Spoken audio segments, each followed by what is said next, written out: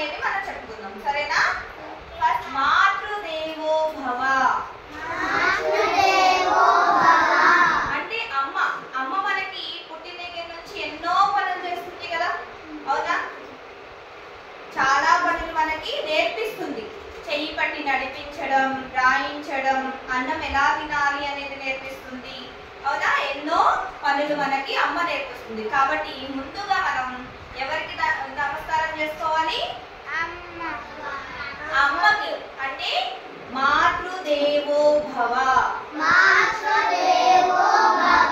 తర్వాత నాన్న. నాన్న అంటే పితృదేవో భవ. పితృ అంటే నాన్న. నాన్న మనకి బయటికి వెళ్ళినప్పుడు ఎలా ఉండాలి, ఎలా నడవాలి, ఎలా బిహేవ్ చేయాలి, ఎలా ఉండాలి అనేది మనకి నేర్పిస్తూ ఉంటారు.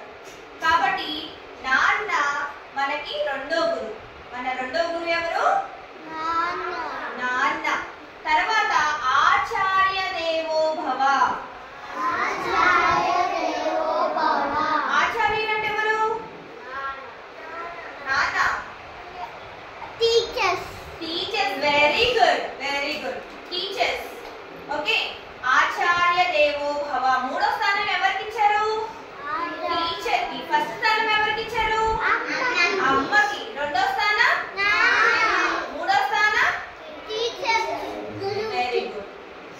నాలుగో స్థానం అతిథులు. అతిథులు అంటే మనకి ఇంటికి వచ్చే రిలేషన్స్. yes, very good. నాలుగో ప్లేస్ అతిథి దేవో భవ. అతిథుల్ని మనం ఇంటికి వచ్చినప్పుడు గౌరవించాలి. వాళ్ళకి మంచి నీళ్ళు ఇవ్వడం, విష్ చేయడం, ఇలాంటివి మనం చెయ్యాలి. ఓకేనా? మనం ఏమేమి నేర్చుకున్నాం ఇప్పుడు?